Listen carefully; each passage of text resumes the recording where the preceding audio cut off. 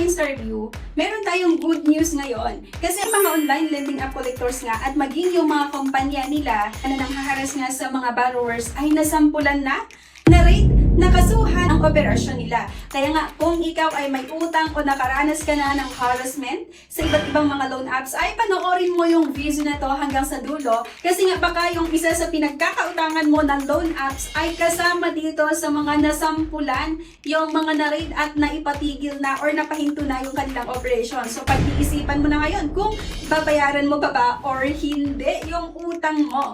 So ito kasi mga ka-interview ha, noong December 9, 2022, sa Barangay 497, Sampaloc, Manila, illegal online lending agencies were arrested for sending threatening messages at yung mga unlawfully accessing clients' personal information.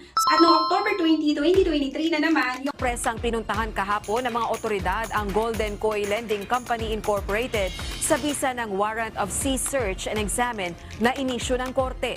Nag-ugat ang reklamo mula sa isang kliyente ng lending company na umano'y pinagbabantaan online kapag hindi siya nakapagbabayad ng monthly dues.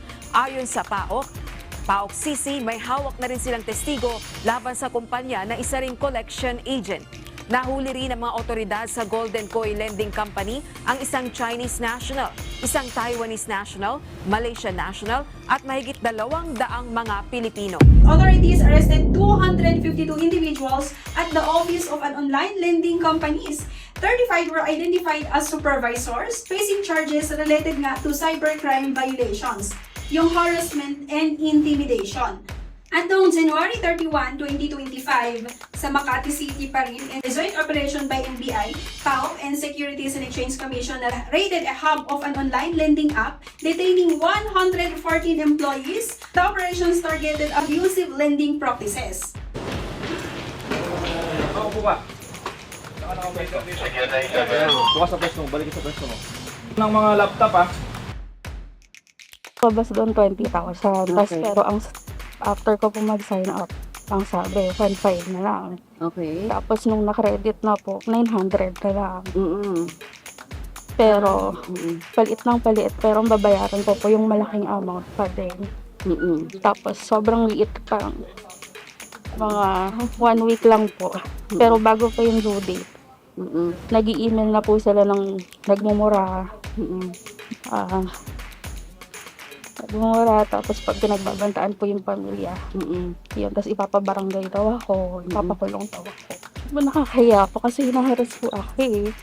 Nakakatakot po lalo na sabi po nila, yung may patong na daw po ako sa ulo, tapos pupuntahan daw po sa bahay pati po yung pamilya ko. Before pa po kami mag-apply ng search warrant, marami na rin po kaming mga na-discover na online na access nila yung mga contact list ng mga borrowers nila. Although may permission yun sa app pag magda-download ka, pero yung pag-retain ng mga contact list gagamitin sa paniningil, sa pangaras, beyond yun sa permission na binibigay mo. Tapos yung iba, na-access din yung gallery. Tapos kung meron kang mga masela na pictures o videos, ginagamit din nila pang blackmail. Sino yan? Pulis ba yan? Meron kasi kami tinitingnan dito na may possibility na yung ibang mga dating nag-cooperate ng POGO is nag-switch na sa ganitong loan scam. But this is not new, you said actually. Yeah, this is, yeah. POGO, pero mas nag-act.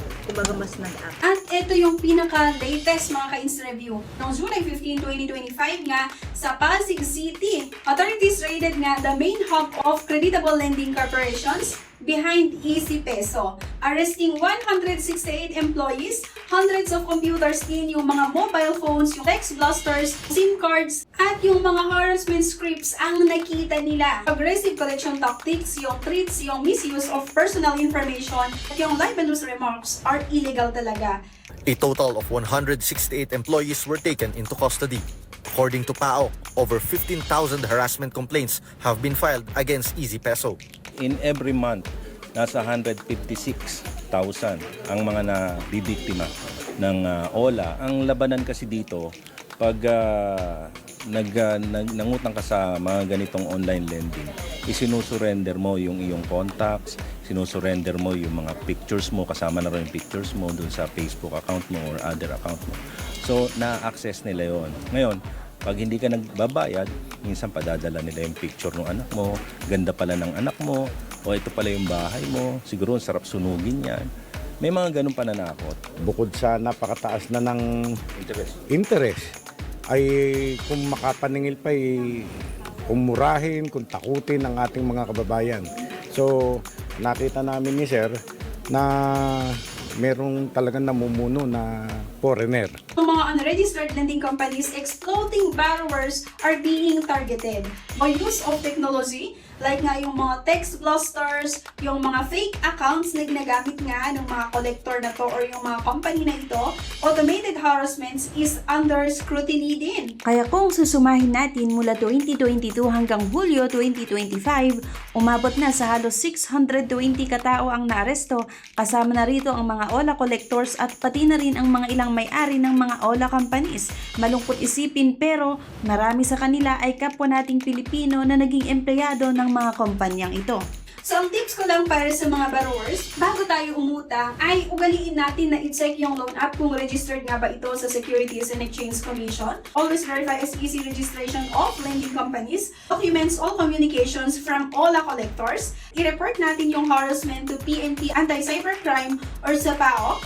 Avoid apps that ask for personal payments. May mga ibang loan apps kasi mga ka-interview na bago daw nila i-release yung loan mo, yung loan proceeds, ay meron ka pa daw babayaran na processing fees sa kanila. So, ingat kayo, wag kayong pumatol sa ganun kasi instead na kayo yung utang, kayo pa yung huhututan nga ng iba't ibang mga loan apps or yung mga ganitong klaseng pautangan online. Ang ginagawa kasi ng ibang mga collector is that kung due date mo ngayon, nagbayad ka sa GCash pero kinokontak ka pa rin. Di ba sinisiyo ka pa rin kasi late siguro mag-update yung app nila. Napakarami talaga yung mga loan apps ngayon, mga ka-interview, yung mga nagsisilabas nga sa Google Play Store at sa App Store. Kaya iwasan nyo yan mga ka-interview ha. Mas maganda na i-budget natin kung magkano yung pera na meron tayo para hindi tayo umutang sa ganitong mga pautangan online.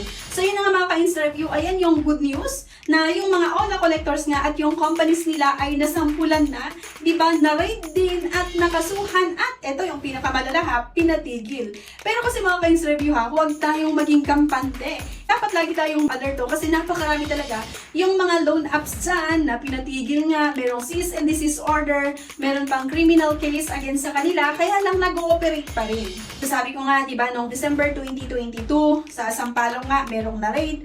Maging noong October 2023 sa Makati, merong na-raid na naman, di ba? So ang dami na yung mga nare-raid ha. Kaya lang kasi minsan nakaka-disappoint lang na kapag mag-check ka sa Google Play Store, yung ilan sa mga na-raid, yung mga pinahinto, may cease and desist order, meron pa rin yung app nila. Parang ang hirap lang isipin na talagang ang kapal din ng mga mukha ng mga company na to ha, na kahit na-raid nga sila tuloy-tuloy pa rin sila sa pagpapautang para, di ba? Kasi syempre doon sila kumikita sa panghaharas nga sa inyo.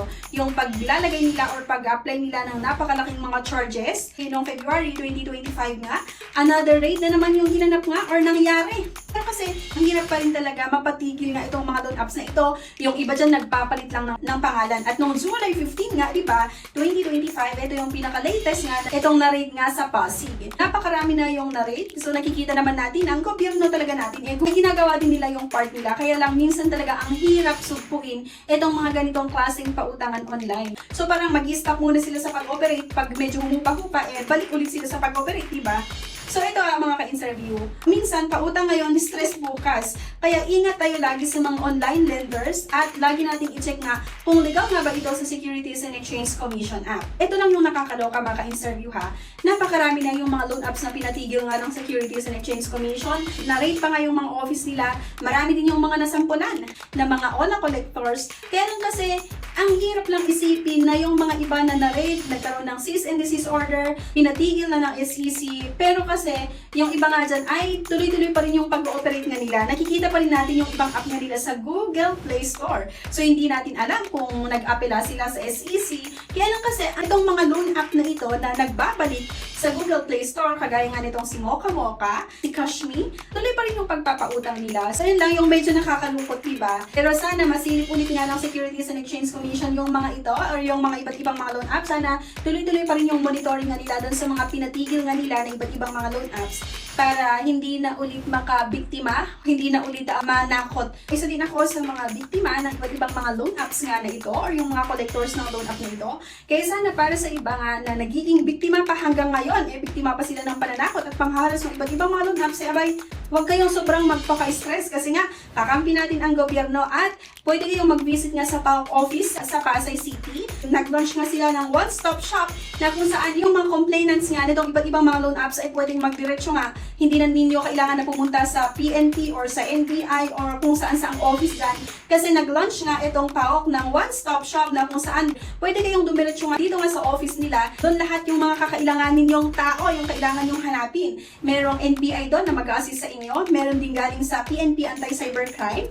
Meron ding SEC or taga-SEC na mag-assist din sa inyo at syempre yung PAOK. So lahat ng mga ahensya ng gobyerno na kailangan yung hanapin ay makikita nyo nga doon dahil nga sa nilaunch nitong PAOK. So talagang tinutulungan din naman nila tayo para makapag-report. So gusto kasi din nila na sugpuin nga or tapusin itong iba't ibang mga loan apps. Kaya sana sa mga naging biktima ay abay mag-report na kayo para makatulong din tayo sa kanila para mapahinto itong iba't ibang mga loan apps. So tulungan din natin yung iba't ibang ahensya ng gobyerno. Kung meron kang karanasan, lalong-lalo nga sa mga malalapit sa NCR, go na kayo sa office na nila sa Pasay. At syempre, para sa mga borrowers naman na hindi makakapunta sa office nila mismo or office nitong PAOK sa Pasay City, ay pwede kayong mag-email din sa iba't ibang ahensya ng gobyerno. Ayan po yung mga email nila, pwede kayong mag-message sa kanila para ma-assist nila kayo. So ayan guys, thank you for watching. Please don't forget to click the subscribe button sa like nyo din po yung video, i-share nyo yung video natin na to at don't forget nga to click the notification bell para maging updated ka sa mga susunod na videos natin, para maging aware nga kayo sa nangyayari tungkol nga sa lending apps dito sa Pilipinas at yung iba't ibang mga utang serye na pag-uusapan natin. Thank you guys at see you sa next video. Bye!